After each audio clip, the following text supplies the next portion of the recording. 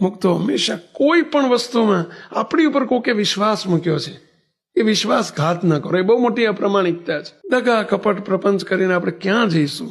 સ્વામી કે કદાચ આપણી જોડે 10,000 છે, 10,000 માંથી 10 લાખ થયા, 10 કરોડ થયા, તોય તે કશું જોડે તો આવવાનું નથી.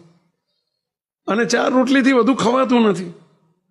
4 રોટલીથી વધુ કઈ 10,000 વાળો 4 રોટલી ખાતો હોય, 10 લાખ વાળો 40 ખાતો હોય. એટલે ભાઈ તમે બધા 40 ખાવ છો?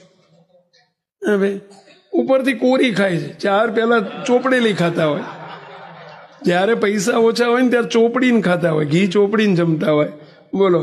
અને જ્યારે ઝાઝા પૈસા થાય ને એટલે કોરી જમતા હોય, અને એથી ઝાઝા થાય ખાખરા જમતા હોય. સાચી વાત છે અભિલા? તો શું કરવા તારે? કોના માટે આ કરો છો?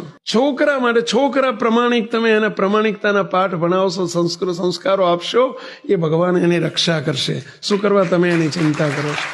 છોકરા માટે, છોકરા માટે, છોકરા માટે આપણે આ પ્રમાણિકતા કરવાની અને બધું નેવે મૂકી દેવાનું. અને મુક્તો પૈસો, ધર્મનો પૈસો નહીં બચે કોઈ દિવસ. ભેળસેળ, દગો, કપટ, પ્રપંચ, કોકને છેતરવા, ભાઈને છેતરવા, ભાગીદારને છેતરવા કોઈ દિવસ આ ના કરશો. મહેરબાની કરીને નહીં કરતા ભૂલમાંય. નહીં તો તમને તકલીફ આવશે. નહીં પચે. લખી રાખજો. જ્યાં ખોટું કરવું પડે ત્યાં બ્રેક મારજો. ધંધો બદલી નાખવો પડે તો બદલજો.